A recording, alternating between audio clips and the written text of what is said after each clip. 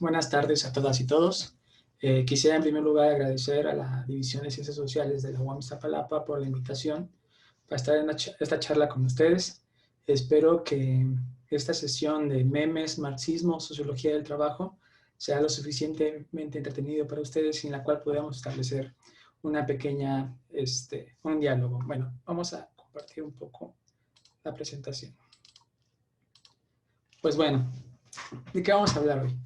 Lo que quiero presentar el día de hoy con todos ustedes es algunas reflexiones a partir de la experiencia de investigación que se tuvo en la maestría y lo que se pudo complementar con publicaciones posteriores.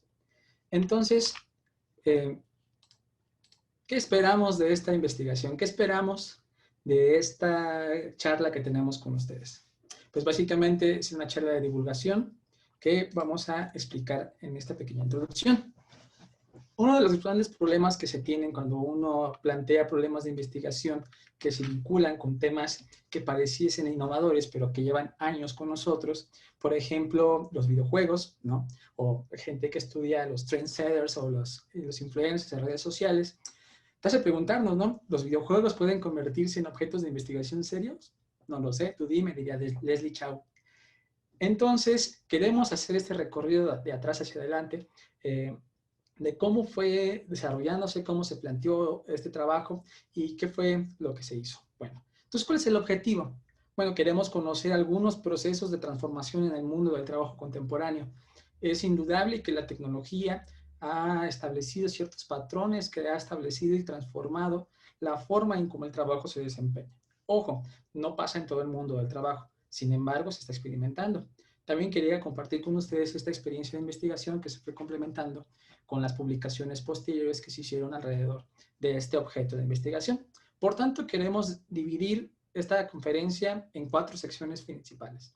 La primera fue cómo fue que construimos de investigación a partir de la observación empírica y reflexión analítica somera, ¿no? En primer lugar, para poder hablar de un problema de investigación o una construcción del objeto que nos permitió llevar a cabo la investigación. Después, en el segundo momento, hablaremos sobre la selección de métodos, de qué manera se nos presentó este objeto como un reto para la sociología del trabajo en términos investigativos, ¿no? En tercer momento, hablaremos sobre los hallazgos que se encontraron en esta investigación y, por último, las reflexiones que esta investigación nos llevó a conducir. Bueno, entonces, en primer lugar, hablemos del tema de investigación. ¿Cómo formulo un problema teniendo a los videojuegos como objeto? ¿No? En primer lugar, tenemos que el Internet y los videojuegos, ambos, ¿no?, forman parte de un proceso macrosocial que implica trabajo y generación de valor. Uno pensará que simplemente existe una diada entre el momento de trabajo y el momento de juego o el momento de reproducción, ¿no? Viendo lo lúdico, viendo el trabajo como momento de sufrimiento y lo lúdico como recreación. Nosotros partimos del hecho de que hay que dividir, hay que difuminar esa frontera, ¿no? Y empezar a problematizar cómo el Internet se vuelve un escenario de trabajo. Quisiéramos hablar en términos de números. Los videojuegos actualmente, bueno, al menos para 2019, cabe saber cómo se comporta en este 2020 con respecto a la pandemia. Los videojuegos por sí mismos representaron 120 mil millones de dólares en puras ganancias en el año 19, según Superdata, una empresa dedicada al análisis macroeconómico de impacto de ciertas industrias culturales. ¿Cómo se divide esto? Por ejemplo, podemos ver pues, que los juegos como Candy Crush, ¿no?, o los juegos como que se encuentran en las plataformas móviles representan la mayor parte de las ganancias en toda la industria. Después vemos que son las computadoras o los PC gaming lo que llevan adelante, al menos en el entretenimiento más complejo, va más allá de las consolas que se encuentran en tercer lugar, pero queremos centrar nuestra atención al menos en este momento, en el segundo sector, que es el aspecto interactivo, ¿no? GVC, que es Gaming Video Content, que es contenido de video sobre videojuegos, específicamente, para el año pasado representó al menos 6.500 millones de dólares en puras ganancias. ¿Pero qué es GVC? Es personas, básicamente, que se transmiten a sí mismas haciendo diferentes tipos de contenidos respecto a los videojuegos. Puede ser en YouTube, puede ser en Twitch, que va a ser la plataforma que vamos a platicar el día de hoy, y sobre todo contenidos que se transmiten y que otras personas deciden observar. Iremos afinando, problematizando, iremos moldeando con más detalles esto que estamos comentando. Vemos que de esos 6.500 millones de dólares en ganancias, YouTube y Twitch se encuentran como la mayor cantidad de ganancias, o que concentran la mayoría de ellos. Huya es un sitio, creo que coreano o chino, que también transmite videojuegos, y los otros se pueden encontrar también a Azubu Frost, que son como otros sitios que se encuentran en otra latitud del planeta y que también se lo reparten con Facebook Gaming, ¿no? Entonces vemos que es una industria que se está constituyendo. ¿Qué nos acaba de decir? Hablamos de una industria de miles de millones de dólares que está constituyendo un mercado propio de trabajo. Y por tanto, y al hablar de un mercado propio de trabajo, más allá de las personas que diseñan los videojuegos, las que programan los sitios web para transmitirlos, hablamos de personas que se dedican a la producción de símbolos y significados en torno a jugar videojuegos como un trabajo. Entonces vemos queremos hacer una diferenciación entre el sujeto de estudio que queremos abordar. Tenemos por un lado a todas aquellas personas que se dedican al diseño, ¿no? Y programación y producción del videojuego como producto, ¿no? Hablemos de programadores, animadores, storytelling, ¿no? Storytelling, perdón. Todas aquellas personas que se dedican a la producción del videojuego, ¿no? A su comercialización y su distribución. Por otro lado, queremos abordar a las personas que son las que dedican su tiempo para jugar esos videojuegos como trabajo. Es decir, aquellas y aquellos que desean utilizar el juego en sí mismo como un dispositivo en el que lo pueden utilizar como un dispositivo de trabajo en el cual lo que están realizando es jugar, ejecutar el juego. Entonces hablamos de gamers, ¿no? Entonces, en ese segundo grupo es en el que nos vamos a enfocar. Pero no solamente esos. Como pueden ver en pantalla, tenemos aquellos que se dedican a jugar videojuegos de forma profesional en los eSports. Paréntesis, en este momento se está jugando el Mundial de League of Legends y nuestro equipo, el mexicano, pues fue eliminado, tristemente. Sin embargo, estamos hablando de una industria, al menos de los eSports, que concentran a jugadoras y jugadores profesionales que se destacan por el rendimiento, ¿no? En el videojuego, es decir, ser muy buenos en el videojuego. Podemos hablar de equipos profesionales, visas de deportistas de alto rendimiento, en las cuales tenemos que hablar ya de deportistas que son fichados, entrenados, que tienen cierto precio en el mercado, como si quisiéramos hacer una analogía igual que algún otro deporte como el fútbol americano, el fútbol soccer, el básquetbol. Pero no queremos sentarnos solamente ahí. Bueno, tenemos en la imagen un evento que se hizo aquí en la Arena Ciudad de México, un torneo de League of Legends, en el cual los eSports se están estableciendo como una industria. Pero entonces hablamos de estos videojugadores que buscan ser muy buenos, ¿no? En el ámbito competitivo, por lo que hablaría Nobel Elías sobre la sociología del deporte y el ocio. Pero no queremos abordarnos solamente a ellos, más bien, queremos hablar, ¿no? Entonces, ¿de qué nos quieres hablar, José? ¿De qué tipo de jugadores quieres abordar en este momento? Bueno, queremos hablar, al menos antes de pasar a la siguiente, de aquellas jugadoras y jugadores cuyo trabajo es jugar videojuegos frente a una cámara para el fin de entretener a otras personas que deciden ver su juego. Entonces, quisiera, antes de abordar a ellos, ¿no? Que implican más allá de la pura competencia, en la cual no necesariamente se aborda a ello, sino, bueno, veremos a continuación. Entonces, quisiera redondear un poco Twitch en números. Bueno, al menos para el 2018, principios de 2019, Twitch, que es la plataforma de streaming de videojuegos más grande, al menos en esta latitud occidental, cuenta al menos por día 15 millones de usuarios diarios. O sea, 15 millones de personas individualmente se conectan por al menos unas horas o al menos unos minutos para ver a otras personas streamear sus videojuegos. Vamos a ir, antes de utilizar el concepto de streamear como bastante, bueno, lo iremos afinando para que después lo podamos de manera indiscriminada. Bueno, también queremos resaltar que Twitch es el cuarto sitio de todos los sitios web que existen en el mundo, es el cuarto sitio con mayor tráfico en Internet, a menos en Estados Unidos y en parte de América. Entonces vemos que pues está YouTube, Google, Amazon, no me acuerdo, Wikipedia, que se encuentran entre el top. Y entonces Twitch se encuentra en el cuarto lugar. Para 2013, Twitch abre un programa de partners. ¿Qué son estas personas? Son personas que desean o deciden firmar un contrato con esta empresa como socios a cambio de que en sus transmisiones se incorpore publicidad y estos a cambio le den un porcentaje de ingresos por esta publicidad insertada en sus videos. Es lo que ya hemos visto en YouTube con estos comerciales y publicidad que tenemos que darle clic o tener que aguantarnos 5 o 30 segundos, a menos que tengas alguna app que bloquee eso, ¿no? Que trata de establecer una relación entre una empresa y el jugador, pero el jugador como socio, trabajador, subordinado, no sé, eso lo vamos a desarrollar en esta conferencia. Entonces, hablamos de 248,000 afiliados, ¿no? Que tienen como un contrato para poder recibir publicidad o recibir donativos, y 7,800 al menos entre Estados Unidos, México y Canadá, jugadoras y jugadores que tienen un contrato formal establecido con Twitch, ¿no? También cabe destacar que esta empresa Twitch fue adquirida por Amazon para el 2015 alrededor de 40,000 millones de dólares, significando entonces un nicho para el entretenimiento, cosa que no se quedó atrás. Por ejemplo, Facebook Gaming se vio bastante interesado en este proceso. Entonces, hablemos del espacio de un streamer. ¿Qué implica hablar de streamers? ¿En qué consiste streamear? Como comenté hace unos minutos, pues streamear un videojuego, porque podemos streamear en varios espacios. Por ejemplo, en este momento, no sé si se está transmitiendo en alguna plataforma web online.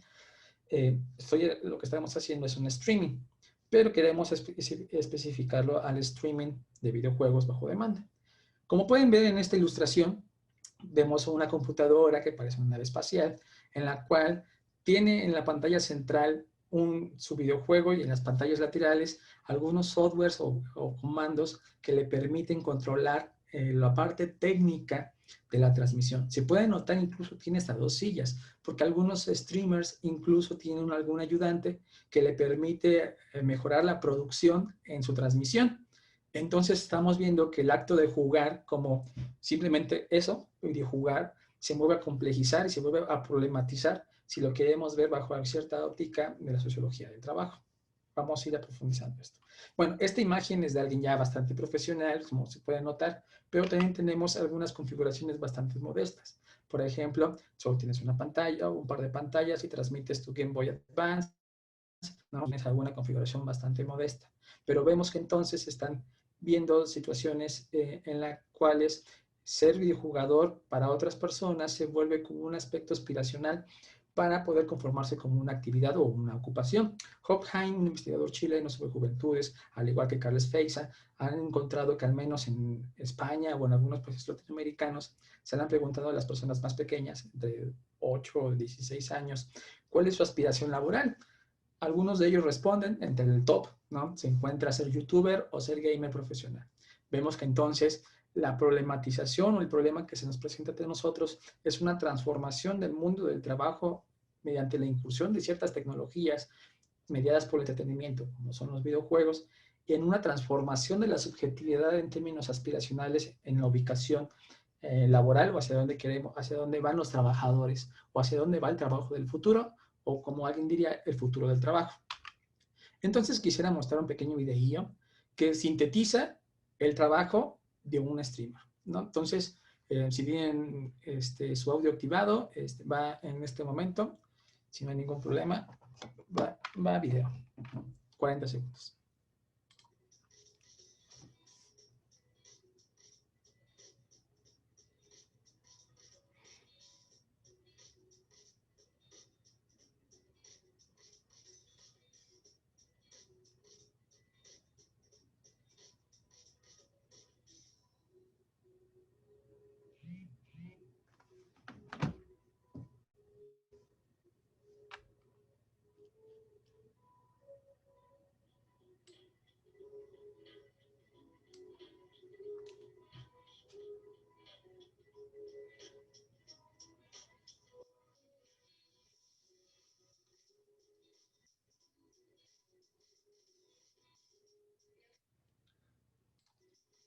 Bueno, como pudieron ver, este es el canal del que saqué el clip.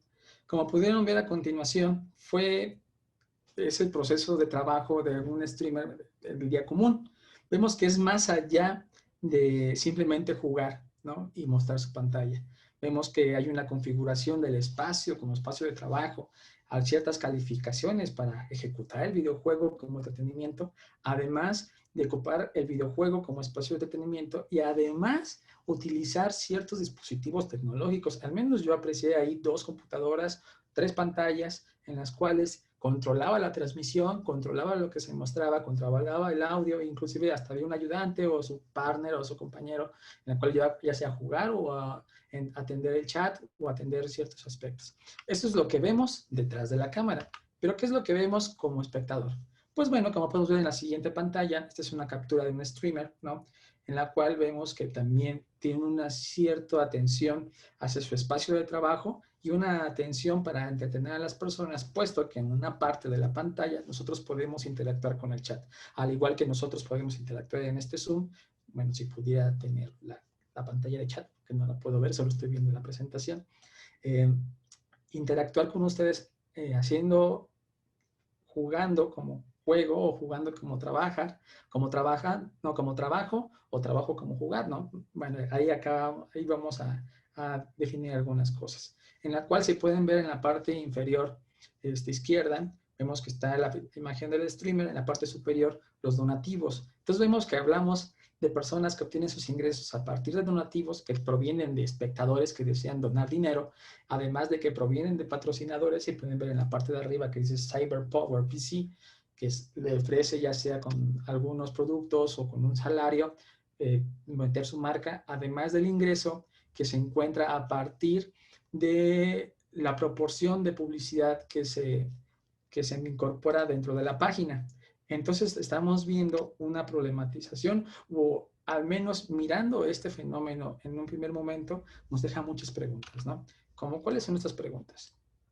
¿No? O sea, nos hacen preguntar qué dimensiones llegamos a captar, ¿no? Como problema. Cabe resaltar que un concepto central para la sociología del trabajo es el concepto de control. Para poder hablar de que una investigación es plenamente sociológica, uno de sus conceptos centrales es el concepto de control. La versión clásica de esto es de que el control proviene de un patrón por medio de la subordinación. Pero ¿qué pasa si este patrón, si lo podemos llamar así, o nuestro partner o nuestro socio, es una empresa transnacional tecnológica que te da libertad de transmitir y jugar lo que tú quieres? ¿Qué pasa si también el patrón se convierte en la empresa patrocinadora que te dice, te damos un poco de dinero si quieres, a cambio de que nos muestres o que muestres en tu pantalla los cascos que te regalamos, el teclado que te regalamos, o te damos cierto dinero mensualmente con tal de que pongas nuestro logo en tus transmisiones? ¿Qué tal si también uno de los subordinantes es aquel cliente o el espectador que le dice, te dono tanto dinero si te pones a bailar la chona, ¿no? O te doy, o bajan los donativos si no estás jugando esto que nos queremos, ¿no? El que los espectadores quieren. Entonces se vuelve a problematizar. Entonces tenemos ciertas dimensiones que nos vuelven bastante interesantes abordar este fenómeno.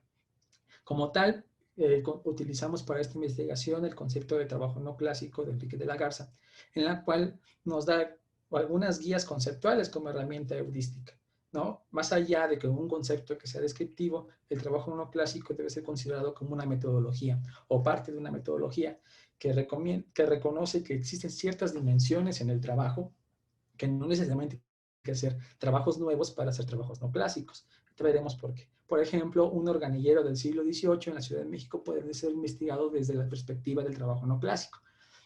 Entonces vemos que es una cuestión más que nada conceptual que de tiempo.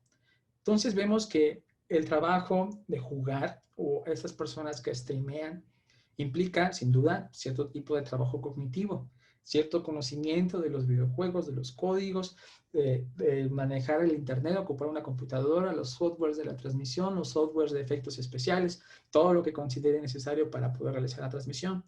También está la dimensión visual. Vemos que, por ejemplo, no sé si notan en mi espacio que estoy utilizando en mi video, tengo hasta figuras de Naruto para mostrarme un poco friki, geek o gamer, ¿no? Que constituye toda una significación cultural y subjetiva que tiene el espectador y que yo transmito. Entonces ahí existe una dimensión visual que implica también una problematización. Hablamos de industrias creativas. Hablemos que también, por ejemplo, Hopheim, Néstor García Canclini, por mencionar algunos expositores aquí locales, hablan de las industrias creativas como grandes consorcios que tratan de capitalizar la creatividad, ¿no?, como parte del capitalismo contemporáneo. Veremos a continuación si podemos decir o nos preguntamos qué tan creativo es el trabajo creativo, ¿no? Pero iremos a continuación. También hablamos de trabajo emocional. ¿Qué se refiere a esto? Hay jugadores o trabajo emocional, por ejemplo, personas que tienen que demostrar el hecho de que nos estamos divirtiendo, que nos estamos disfrutando, que estamos enojándonos mucho, ¿no? Como ciertos códigos subjetivos, emotivos, que se transmiten en el videojuego. Entonces, no es solamente jugar, vemos que se están interrelacionando diferentes cosas, ¿no? Si deseamos profundizar algunos aspectos de estas dimensiones del trabajo no clásico, les dejo en la pantalla un código QR que pueden escanear y que los dirigirá directamente a la bibliografía si desean profundizar en el tema, ¿no? Sobre trabajo cognitivo, trabajo emocional, ciencias creativas, el trabajo estético, ¿no? Modelos de producción en servicios en Internet. Entonces, puedo dejar aquí un código QR que, pues, si desean ahí escanearlo, tomar una foto, adelante. Continuamos.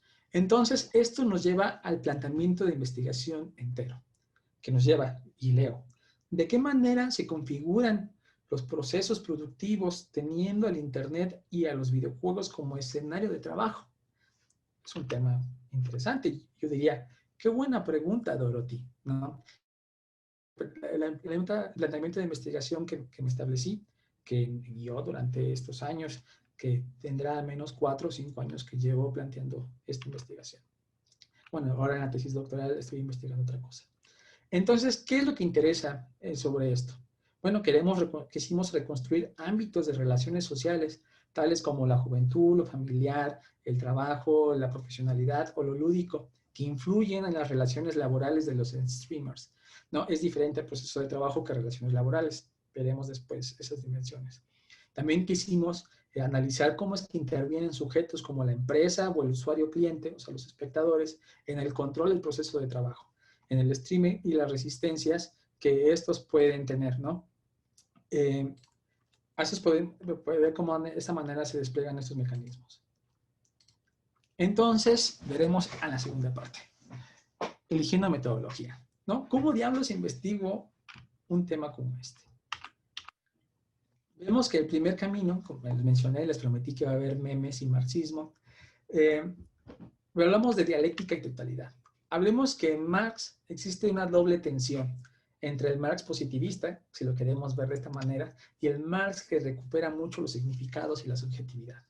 Por ejemplo, en el positivismo de Marx habla de la ley de las crisis cíclicas, ¿no? Él nos habló de ciertos aspectos o ciertos ciclos de tiempo en la cual las crisis económicas iban a suceder como ley, ¿no? No pasó así.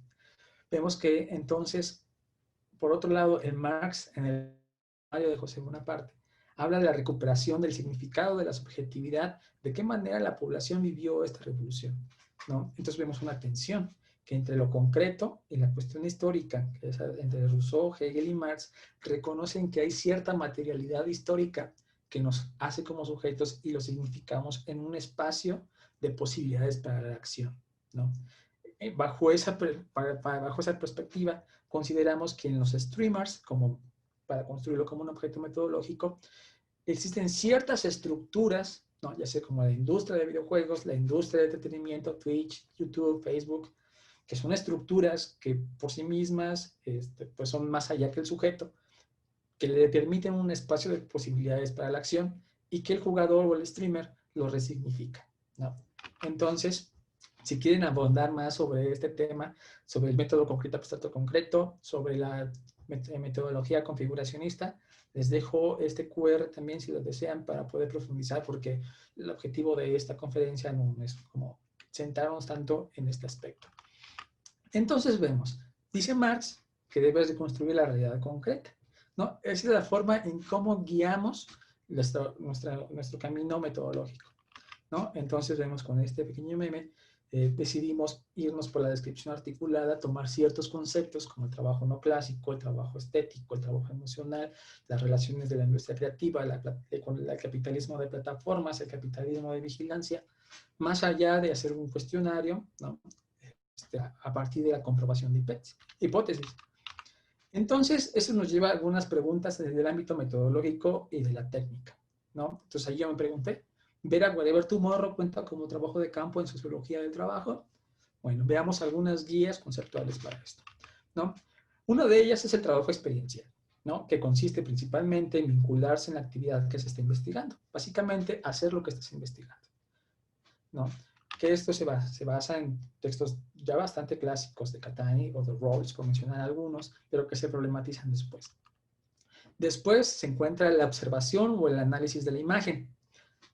Pues obviamente si estamos frente a un aspecto donde la imagen o los significados se construyen a partir de lo que se proyecta en términos visuales, pues es un aspecto muy importante a considerar, ¿no? Que implica realizar una observación sistemática guiada por conceptos ordenadores, parte de la metodología configuracionista de tomar ciertos conceptos teóricos, articularlos con una metodología y llevarlos a la investigación. Bueno, entonces vemos aquí a Hernández Espejo, a Corona Berkin, ¿no? Por mencionar algunos de estos exponentes teóricos. Por último, hablamos de las trayectorias laborales, ¿no? ¿De qué manera son las experiencias individuales pueden hablarte de grandes procesos sociales?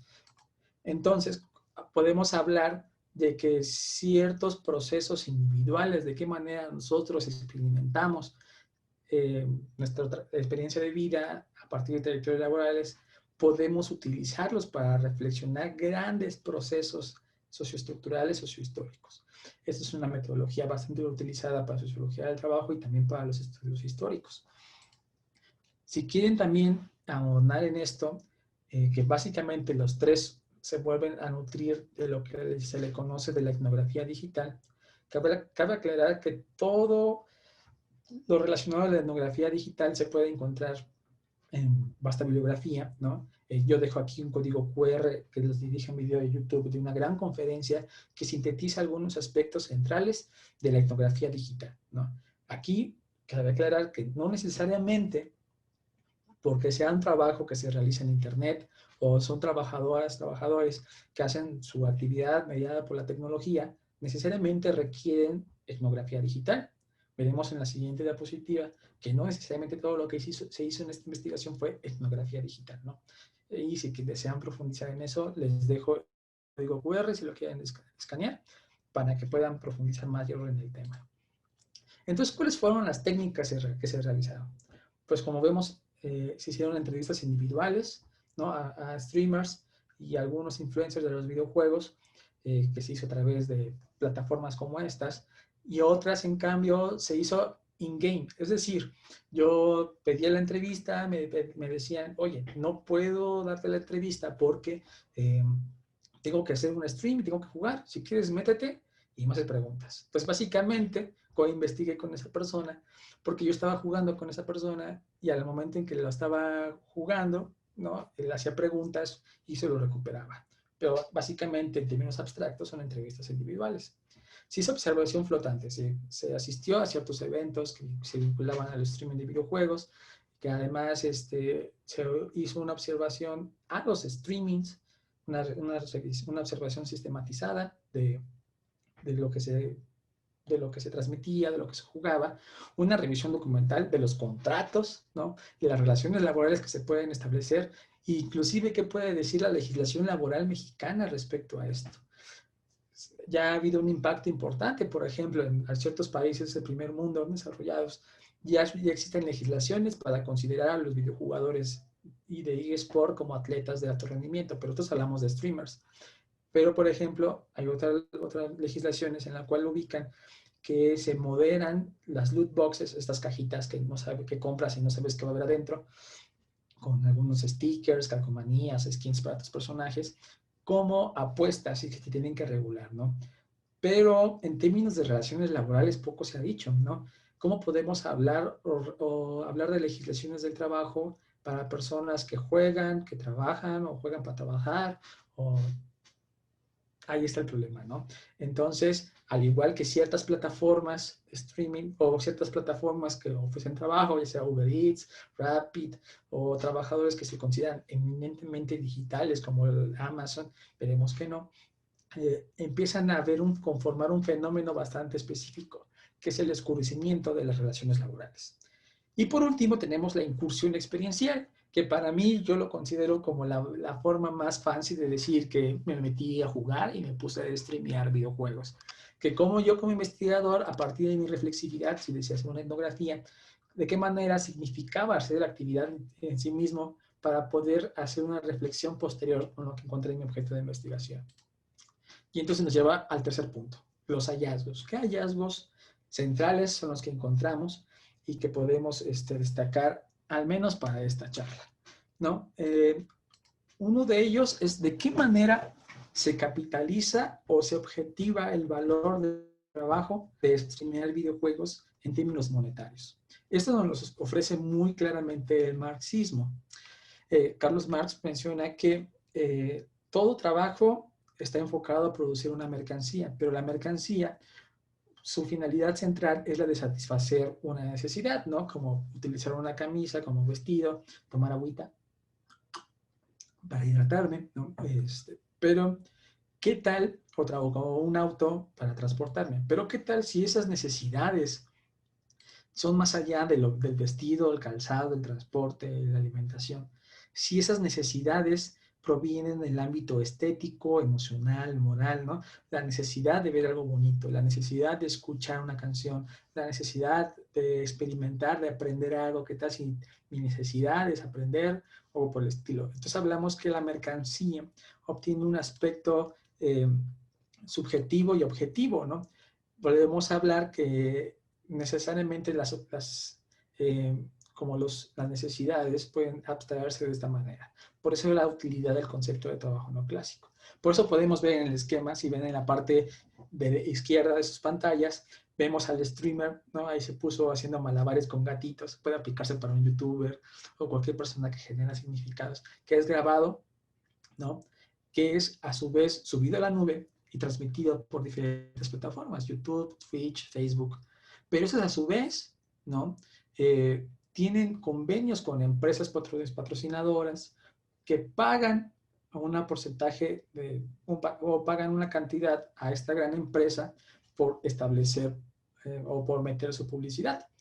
Y estos a su vez le pagan una proporción de ese ingreso en relación de la cantidad de views que tiene por incorporarlo a sus videos. Y nosotros como espectadores, al ver esa publicidad, ¿no? Viendo ese video que satisface nuestra necesidad estética, emocional, cognitiva, moral, ética, lo que queramos, se objetiva el trabajo a partir de dinero, ¿no? Que es pues la publicidad que se logró objetivar. Y en ese momento se cierra el circuito o el proceso proceso de producción, circulación y consumo. Básicamente aquí encontramos el nodo central en el cual podemos hablar en términos analíticos de qué manera videojugar se puede hablar en términos de economía política. Ahí está. Aquí también, ¿qué es lo que encontramos? ¿Qué sucede en la emisión de un video? ¿No? Básicamente tenemos lo que quise ejemplificar con un esquema de una iceberg.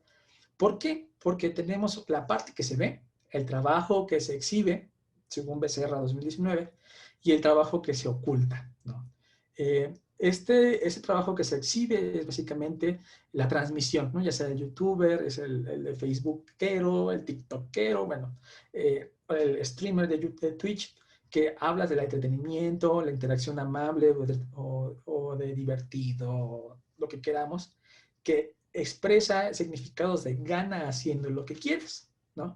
Por ejemplo, yo en este momento estoy hablando con ustedes, mostrando memes, haciendo gestos, mostrando mis figuras de Naruto, pero la parte de atrás, que es la intratransmisión, implica aspectos que tienen que ver con la calificación, por ejemplo, la atención al juego, al chat, al software de transmisión. Por ejemplo, yo te estoy viendo, luego me llegan notificaciones del chat que se están viendo aquí en el Zoom, las personas que piden entrar a esta conversación, estoy poniendo atención a la transmisión, ¿no? A lo que estoy exponiendo con ustedes, viendo que mi cámara funcione, ¿no?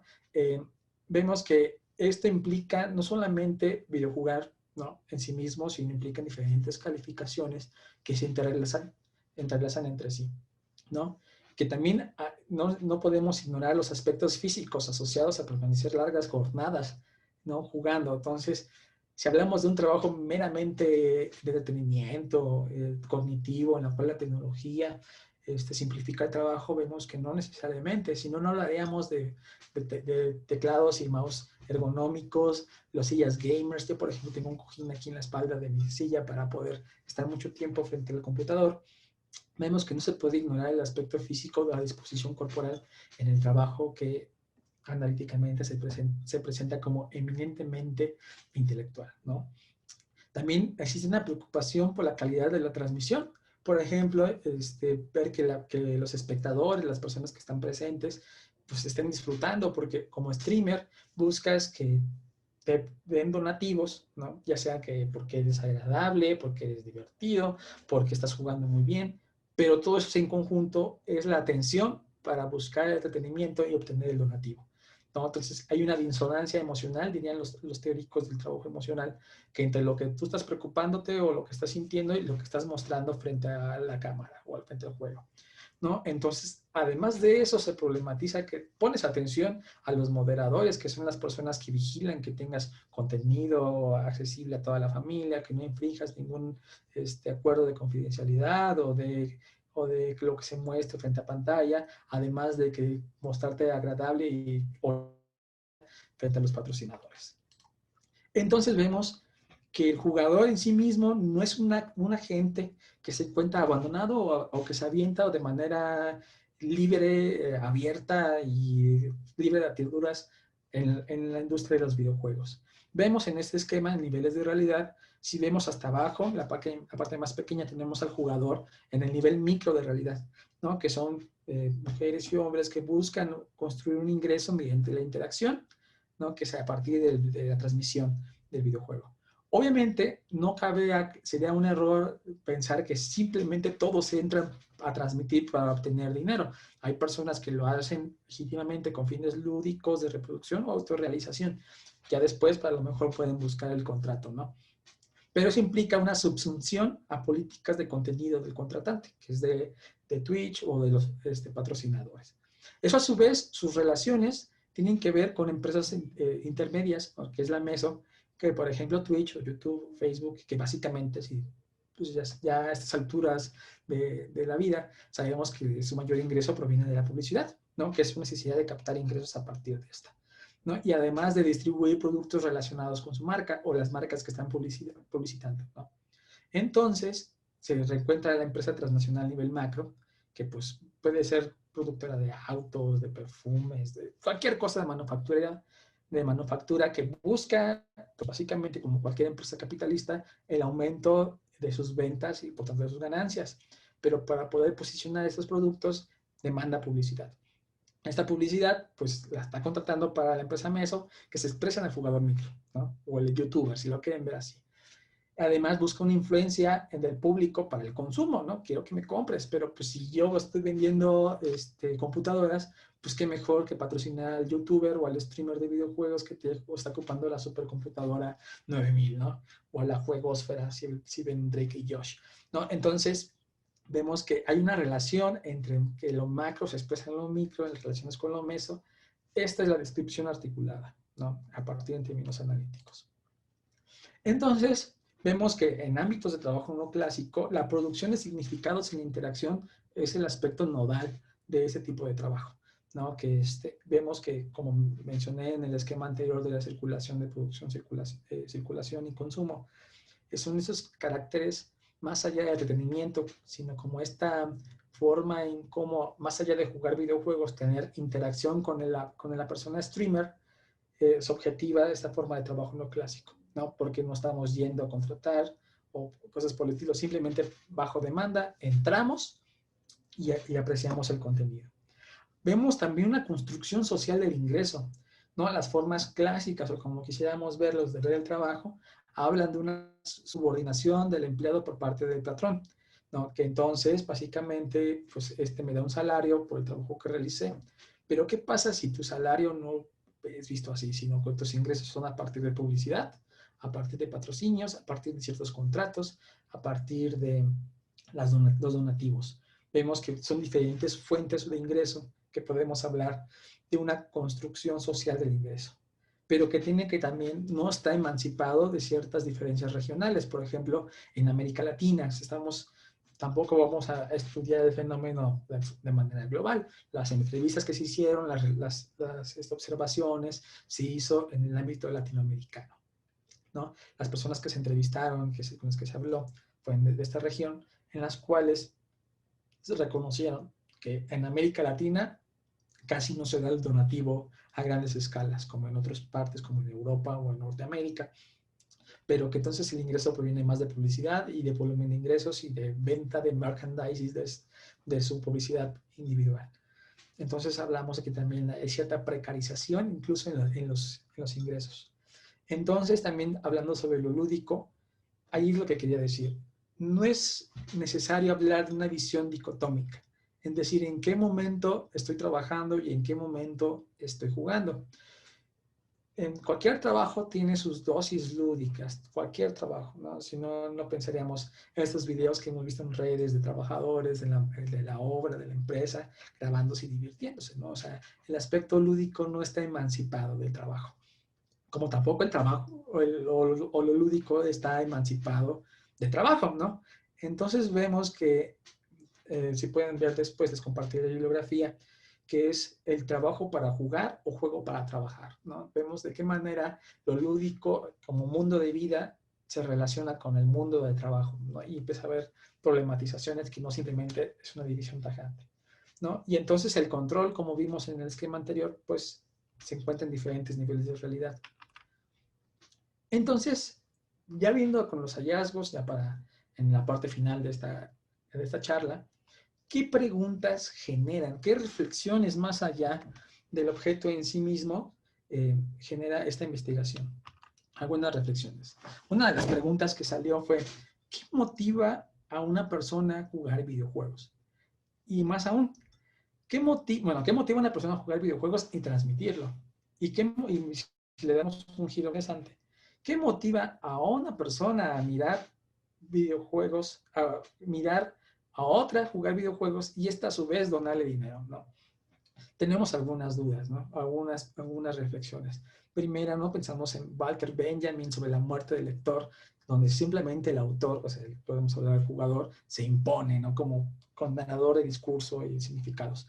Por otro lado está Roland Barthes, ¿no? Que es la muerte del autor, es decir, por ejemplo, la muerte del streamer, porque se subsume a lo que dicen los espectadores. Solo puede jugar lo que los espectadores quieren que juegue, ¿no? Si no, no veríamos ahorita la oleada de streamers y youtubers que están jugando Among Us o Fall Guys en este momento, ¿no? Y por otro lado, de esta manera, ¿cómo se articula en una sociedad del espectáculo, ¿no? De qué manera este espectáculo se vuelve capitalizable por el capitalismo contemporáneo, ¿no? Eso nos lleva a dos autoras latinoamericanas muy buenas, Paula Sibila, ¿no? Que reflexiona sobre la intimidad como espectáculo. Quizá más algunos de ustedes se quiso detener a hacer zoom, qué libros tengo acá o qué cosillas tengo acá, ¿no? Cosas que, por ejemplo, podemos ver en Fede Lobo, que queremos ver qué tiene atrás de su mueble y cosas por el estilo, o más allá de lo que tienes físicamente, sino cómo expresas tu vida respecto al otro, ¿no? Entonces está Paula Solnik, una brasileña muy buena, respecto que considera la creatividad como combustible del capitalismo, pero entonces ahí es donde iremos problematizando. Eso nos lleva a hacia dónde van los trabajos del futuro, ¿no? Una tesis muy generalizada es de que el trabajo, conforme vaya desarrollándose la tecnología, a partir del concepto de General Intellect de Marx, esta es una lectura de ella, el trabajo, la tecnología va a ir simplificando los procesos de trabajo o va simplificando las teorías, hablemos de robots, de software, de computadoras. Entonces el trabajo se enriquece y lo que solo va a ser trabajo cognitivo.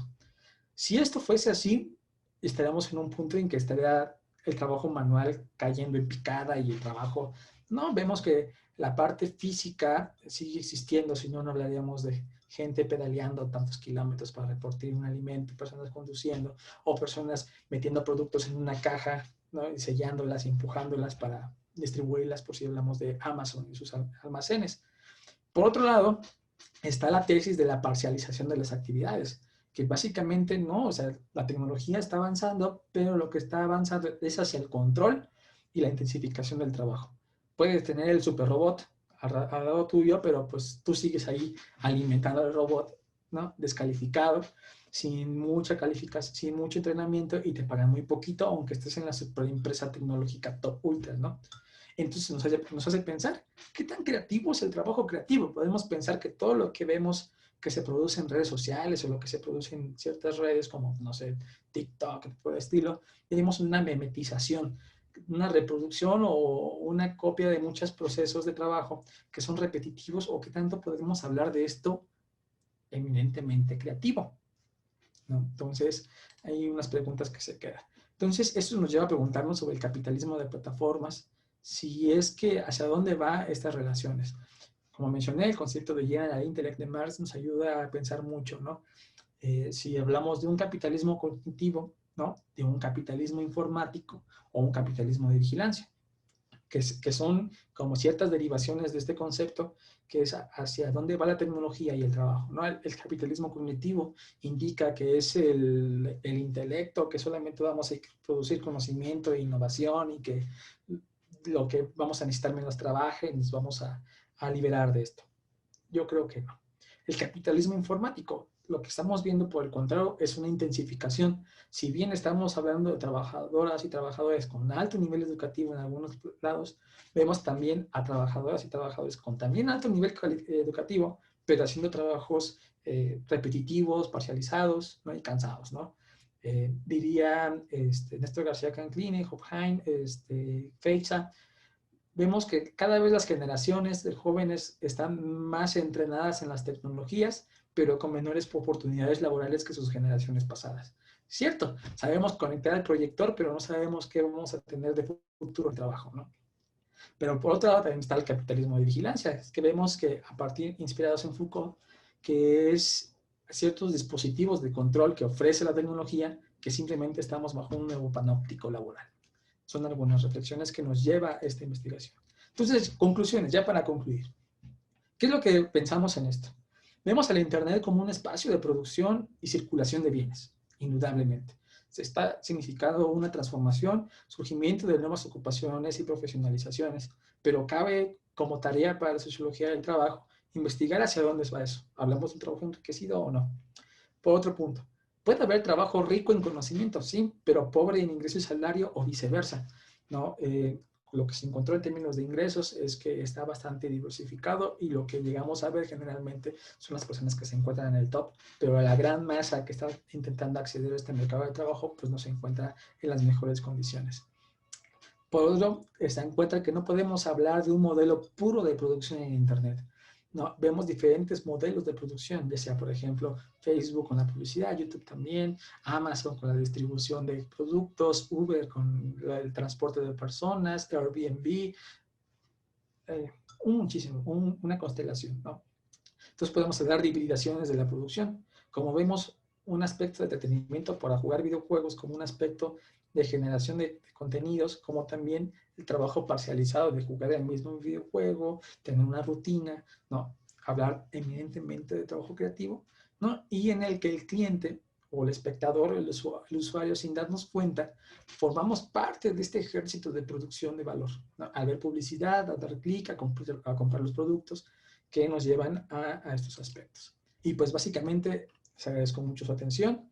Pueden consultar la bibliografía que he producido, mis artículos, capítulos del libro, mediante este código QR y agradecer muchísimo la atención a todas y todos. Muchas gracias.